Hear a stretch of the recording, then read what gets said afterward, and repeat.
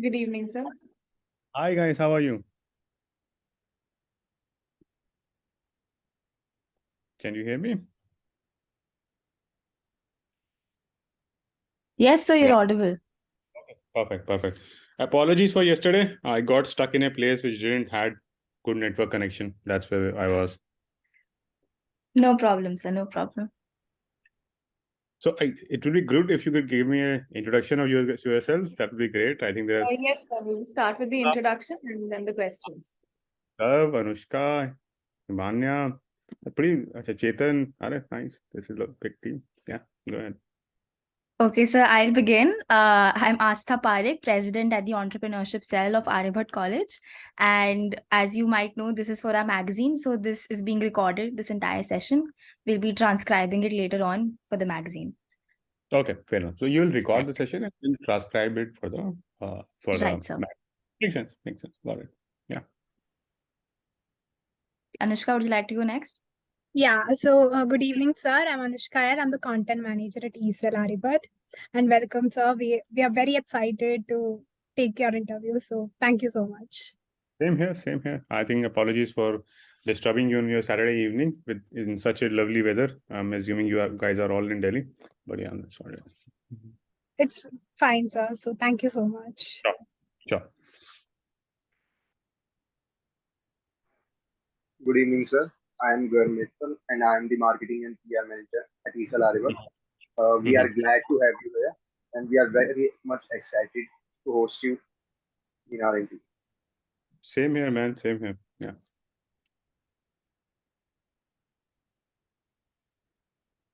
I think Himanya, yeah. Okay, somebody else. I am Chetan, the corporate relations manager at E-SUMMIT'23. It's an honor to have you with us. And I've been interacting with you, Chetan, right? Is that correct, right? Yes, sir. Got it. Yeah.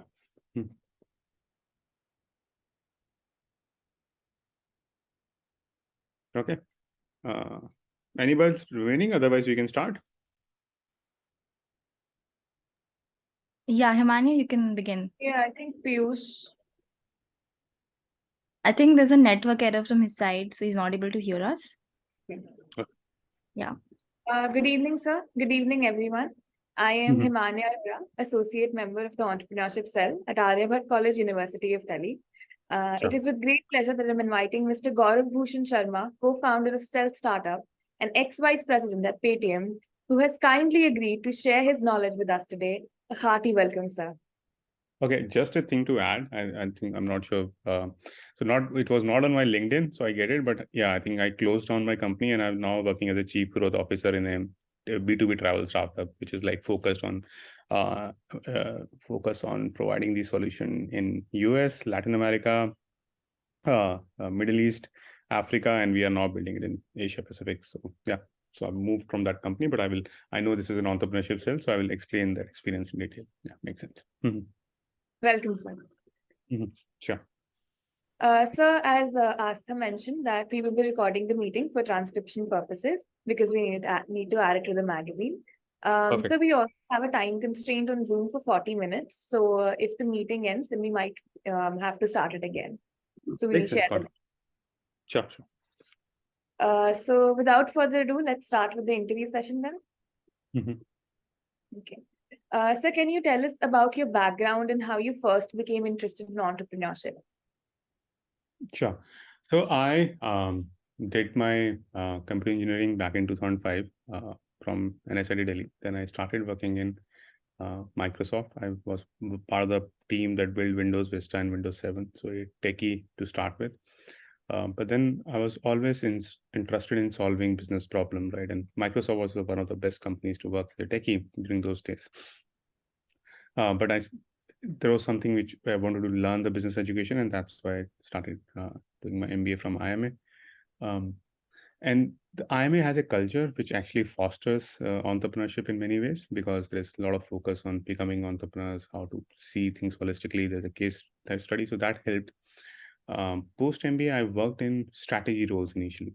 So the good thing was, and I think one of them was also an EA to a joint MD, right? So the good thing about such roles is that you, even at a very young age, you are able to see how the org works from from the top, right? How the whole various functions come together and build something around that.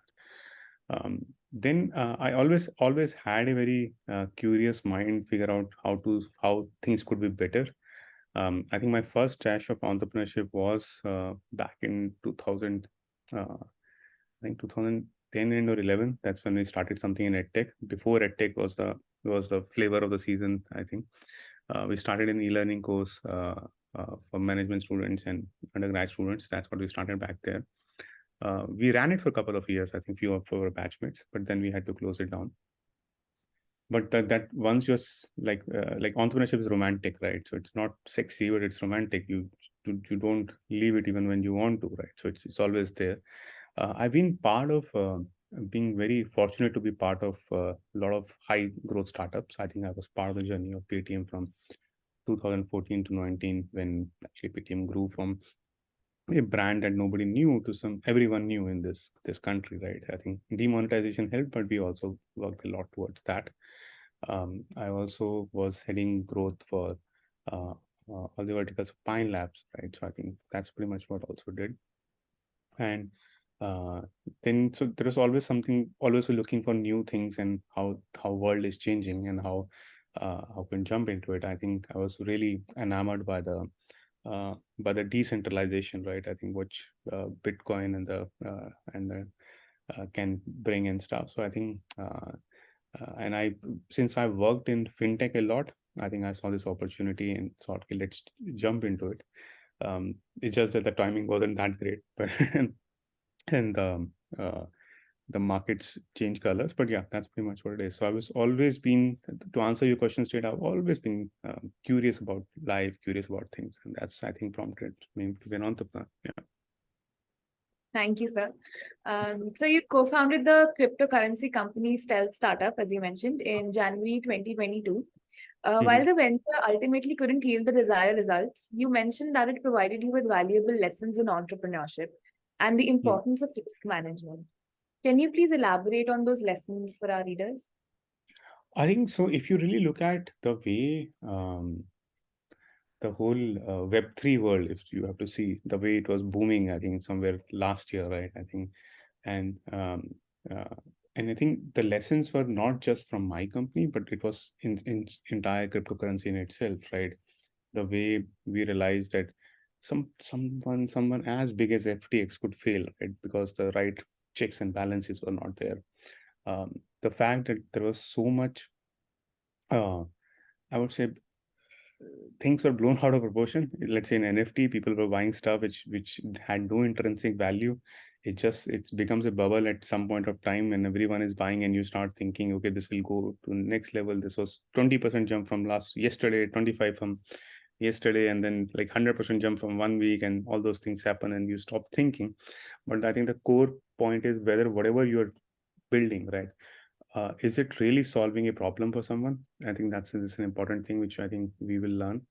I see this as, so I've been part of that era when internet was coming in, right? So early 2000s or late 90s, right? So a lot of companies got formed in Web 1 phase also, which ultimately perished and new came up and become successful. So I think Web 3 also I believe that, as a decentralization and I think as a concept, these are pretty blockchain as a concept. These are pretty solid concepts. We have to find the right use cases for them. I think so. That's one lesson, that finding the right use cases which actually provide some long-term value. Keeping you sane when the bubble is pumping, and it's not easy. I've realized it. I think it's not easy. And 3, having the right risk management practices, right? I think it's just from the FTX. And there's just too many crashes that happen, Luna and all those things, which just really rock the crypto world. And also and this is something which I've learned from, so I've worked with many founders, right? And one of them, I've been Anshul, he was part of the Wheelsai, right? So Wheelsai is a big B2B trucking platform. So I think one of the things which we used to have a lot of discussion on, which one of the things I've learned, right, is being authentic about stuff, right? So I think being authentic about the brand and being authentic about what the value you can provide and not provide, and not exaggerating. I think in the time of bull run, a lot of these things, these behaviors of claiming the moon really helps. But when things get tricky, I think being authentic really helps. So that's pretty much few lessons that I would say. Yeah. Thank you, sir. That was really insightful. Sir, how did your experiences at Pine Labs, Paytm, and as an ed tech entrepreneur shape your approach to marketing and growth strategies? So I think these are very different companies, and I joined them in a very different stages. So I will just give you an example of what I did at Paytm, right? So I think when I joined Paytm, we were a mobile VAS company. We were flirting with Paytm Wallet. We wanted to become a household brand in India, but we didn't have money for it. We didn't have the money that we later had. So when you don't have money, you get innovative. So there was a lot of innovative hacks that we did, right? Because once you have money, it's easy to do a TV ad, do a ATL campaign, like have paint the whole city, right? That's an easy thing. But when you don't have money, then it's difficult. So then you get very creative. So I think if you would have seen those Pepsi packs carrying Paytm cash coupon or Snickers packs carrying Paytm cash coupon. So I think we structured those kind of deals, which were not easy because it was not even easy to get a meeting with Pepsi brand manager or the Snickers brand manager, and we really had to find out innovative solutions where this could help them also. So I think that's pretty much what we did. I think a lot of focus was on to getting things done with the minimum cost possible. So I still remember, I think I got a video made with Amitabh Bachchan, which said book movie tickets on Paytm, and I got it for free. And I wrote the script sitting in a restaurant and messaging it on WhatsApp. I think so. I love that part. So there was a lot of hustle initially, right? And I think startup is all about hustle. Later on, so there are different kind of journeys in a startup, right? So one is the 0 to 1 journey, 1 to 10 journey, and 10 to 100 journey, right? So when you have to really scale up, then obviously you have to look at the right kind of matrices, right? What's the right CAC, what the kind of tranches you are offering. So I think you had the opportunity to do that also in Paytm in many ways, right? Because you are trying to hyper scale. So that was really important. With Pine Labs, I think Pine Labs was a POS machine player, but we were looking at some internet verticals, which were again in 0 to 1 stages. So again, you will have to find the right consumer personas and how to reach out to them in the most effective manner, focusing a lot on the funnel, right? So you will first of all fix the funnel and only then open the top. Otherwise, there will be leaky bucket, right? So that's some of the things that you learned. I think so. While I would have done a lot of work on the brand marketing also, but since I'm an entrepreneur at heart, so I put have very data driven. So I think that's why really focus on trying to see what's the maximum impact of everything. So move towards growth. So one was the marketing led growth, and also product led growth, because there are many industries when product led growth can really scale things up. So growth is all about distribution, whether that comes from marketing led, product led, that's fine. It just should be the right way. So that's pretty much what it is. Yeah. Thank you, sir. Sir, how did your time at Microsoft prepare you for your subsequent roles in the technology and startup space? So I think Microsoft was a dream job during those days. This was pre Google era also. Google was not that big actually. I used to get calls from Google all the time that, can you please join us, right? Some sense. It was a big company. So most of my experiences post Microsoft has been in startups, there's a lot of hustle and things are less structured. But I think my starting part of my career was in a very structured environment in which you learn from the smartest people around. So I would still say the smartest of people I've met in my life would have been in Microsoft, right? They might not have been the most like eloquent speakers. They might not impress you when you meet them, but if you really go down to the what goes in the brain, I think they were one of the smartest people I've met. So there's a lot of peer learning that happened. The kind of dominance Microsoft had at that point of time, it was phenomenal. I've also seen the journey when they got into some kind of trouble when iPhone came and all those things came, and how they have clawed their way back, right? It's under Satya and stuff. And now with the Chat GPT integration with Bing, I think the whole things have just became a circle, right? It's crazy. So I've seen that journey, and I've been always following Microsoft. So it's an old affair which still stays young in your heart. So yeah, but it did prepare me in the sense that from a technical perspective, I do understand things. While I have not been doing coding actively for some time, but I do understand product intuitively, and that's why product-led growth came very instinctively to me in many ways. The focus on understanding consumers, or realizing how to figure out break the right issues and solve a problem. I think that also learned. So I'm really thankful to my experience at Microsoft. Really loved it also. Yeah. Thank you so much, sir. So what do you see as the biggest challenges facing startups and emerging companies in the current business landscape in India?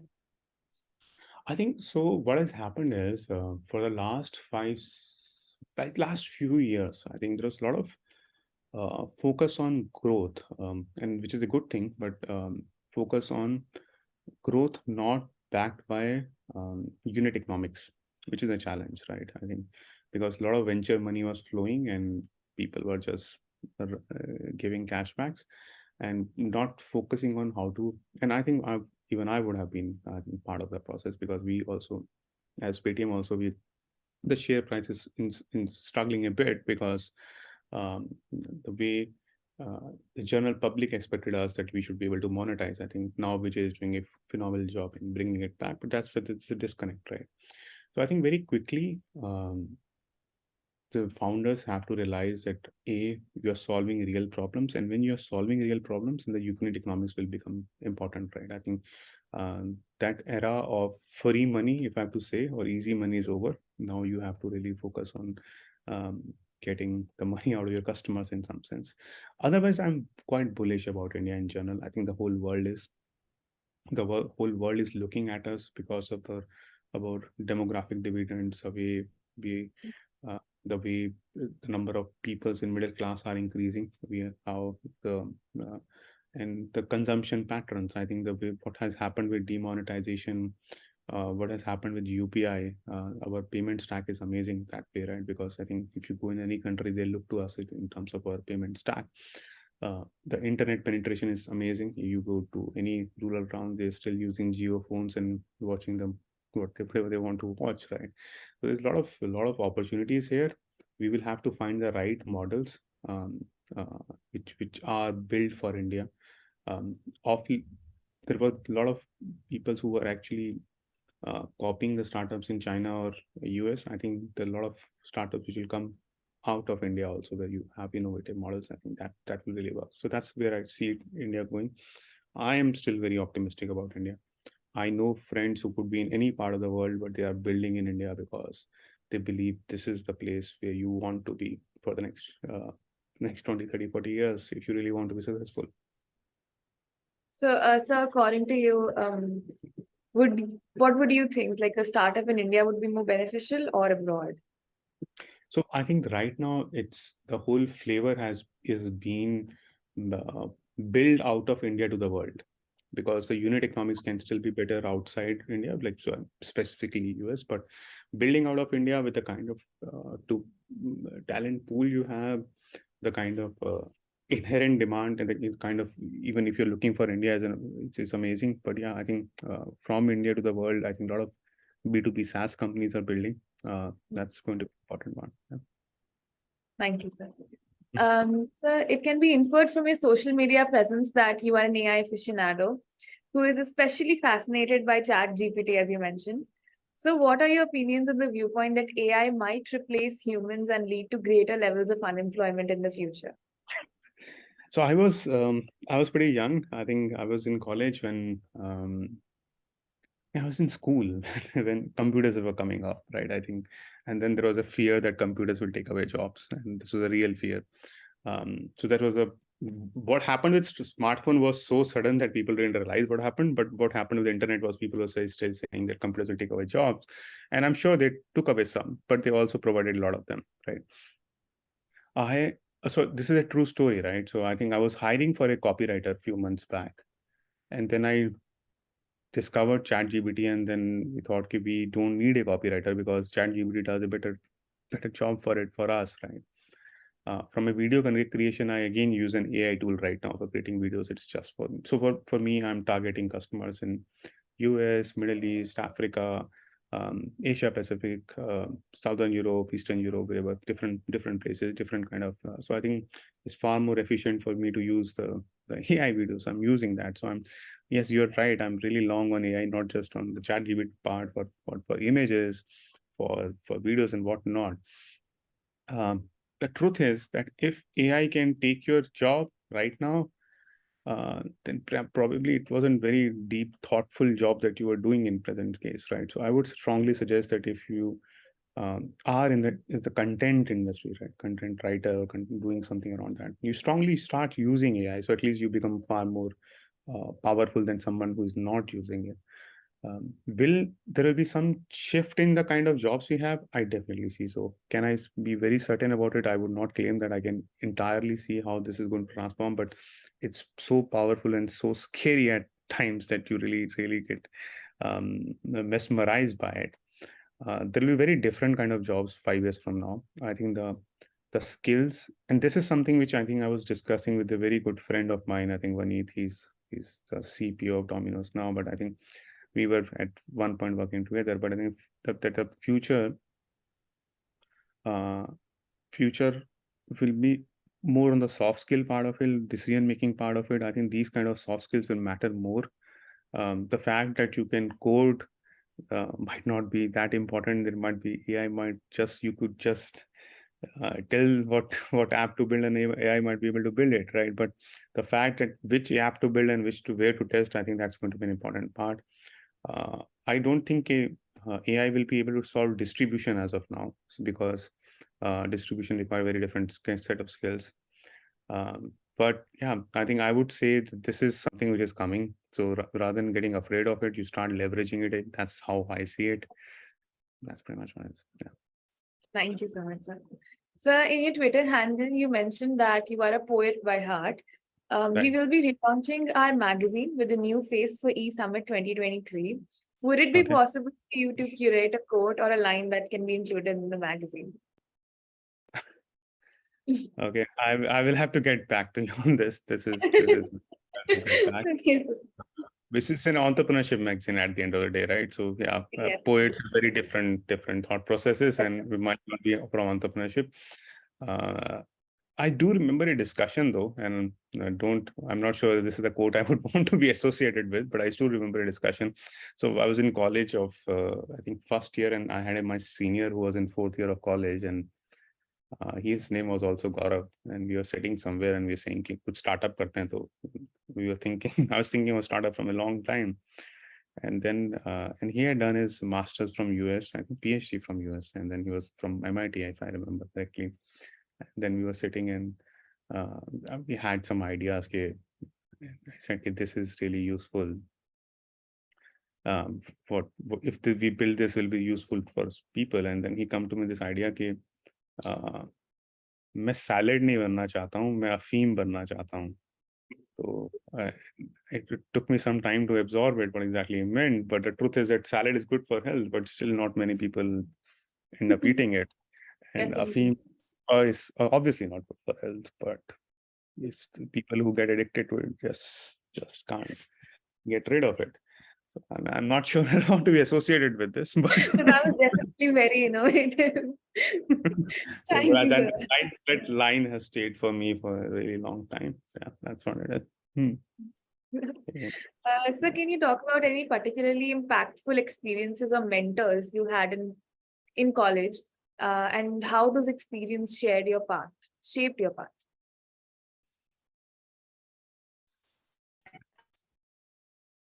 I think not exactly in college, but I will tell you some people. I think there were in colleges also. There are some teacher who love you for no reason. I was fortunate enough to be loved by some teachers, and I think that feeling still stays. I've not gone to my college back for a really long time, but I think I will try to do that now. That reminds me of it, because see, it's less about what you learn in the college, but the kind of friendship you make, kind of how you learn to work as team with other individual. Those things really matter a lot. The fact that if you get mentors and if people are guiding you, that could really help you grow faster. That is what also I've seen. And a lot of this is unconditional also, like one-sided. It's not that they're going to get something back in return, and that's the beauty of it. Right? And that's which I've realized. And there are some mentors which are not even trying to be mentors, but you look up to them. So I still remember I was good in computer engineering. That's why I got into Microsoft post my engineering, which is not easy. I think there was, like 2 or 3 folks from my college who got into Microsoft. So I was one of them. So I used to think I'm good in software development. And I think I was post my joining, I think, and there was no induction in Microsoft those days. You just get directly in the work mode. And I went into a meeting with some, I think this guy was in US. He's a Britisher, and we were discussing something, some issue. I was representing my team, and my boss let me handle it. Right? I think very like he had high hopes from me, and this guy was like a pretty senior guy with 10-15 years of experience in Microsoft, and we started having discussion. He asked me about 15 questions in that call. Answer to 14 of them was I will get back to you, and at least 12 of them I didn't even understand what exactly he's talking about. I just couldn't understand the question, and I just said, I'll get back to you. I'll get back to you. And it was embarrassing. And I'm being honest, it was embarrassing. But that motivated me to push myself harder, that there are still some things which I need to learn quite clearly. Because you imagine coming, so if somebody asks you how this happened, I will get back to you. I'll get back to you. I'll get back to you. And imagine saying this 14 times in a row, and how smart you believe after that conversation. Yeah, so I think that pushed me. There are some, so I've been fortunate enough to have worked with a lot of founders, unicorn founders, right, in many ways. And I think I've tried to learn from each one of them. We all have our strengths and weaknesses. So I do not idolize anyone because I think we all have our own destiny, but there are many good things that you can learn from each of them, right? And that's why I'm saying the mentors might not be mentors like they want to be, but if you really want to learn from someone, so you can learn from some people. So I think I've tried to learn multiple things. I think I mentioned Anshul in terms of being authentic. I think that's something which he does. Vijay, the kind of vision he had back in 2014, that was commendable. The kind of passion he has and the kind of focus on product he has is amazing. That's something which I really respect.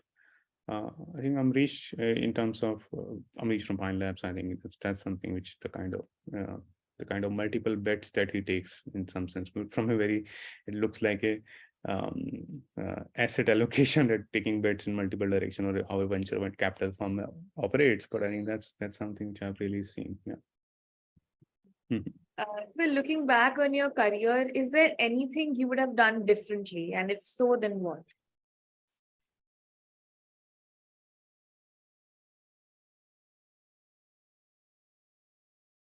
I think I had got a lot of options to have global exposure. So anyways, now it is there because anyways, I'm taking care of growth across geography for my present company, and even crypto was more global in nature, but I could have done it way more earlier. That's what it was.